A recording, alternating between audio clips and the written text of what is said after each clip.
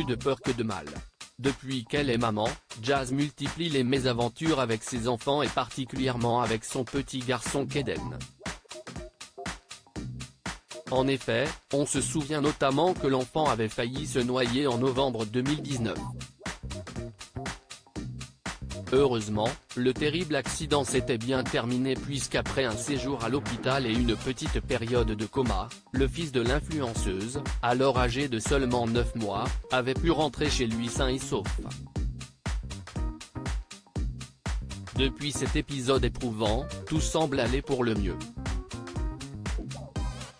À ceci près que la jeune maman de 30 ans est régulièrement appelée par la directrice de l'école de son fils et ce, pour diverses raisons.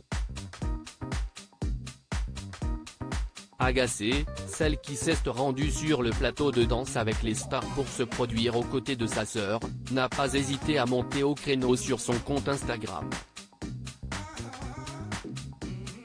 Lundi 28 septembre 2022, la starlette s'est emparée de son téléphone pour expliquer l'accident de son fils qui a dû être à nouveau hospitalisé. Visiblement dévastée par les événements, elle affiche un visage baigné de larmes aux côtés de son petit garçon. « J'ai eu trop mal de le voir hurler de douleur comme ça. Maintenant tout va bien, c'est fini. Je vous raconte après, j'ai besoin de souffler », a-t-elle d'abord écrit en story avant de rentrer dans les détails de vive voix. Ce matin alors que je travaillais, le téléphone a sonné. C'était la proviseure de l'école.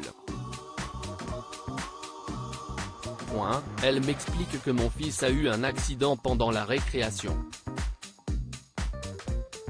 En gros il était assis sur un vélo derrière un copain et il est parti sans prévenir, du coup il a pris la roue dans le visage. Donc je fonce à l'école et quand j'arrive mon fils est à l'infirmerie. Mon fils a failli péter. Il avait un sparadrap sur la lèvre. L'infirmière me dit que c'est profond et qu'il faut aller à l'hôpital, explique-t-elle avant de conclure, donc on va voir le chirurgien qui me dit qu'il faut faire 5 points de suture et mettre de la glu pour ne pas qu'il rigole. Il l'enveloppe dans un drap pour le tenir puis le chirurgien ouvre la plaie et fait une piqûre d'anesthésie. Ensuite il passe un crochet, comme un hameçon pour recoudre. Pendant ce temps-là mon fils hurle à l'agonie, il ne peut pas bouger, il me criait de l'aider. J'aurais voulu avoir 100 fois sa douleur. Ça m'a paralysé. Une histoire qui s'est fort heureusement de nouveau bien terminée.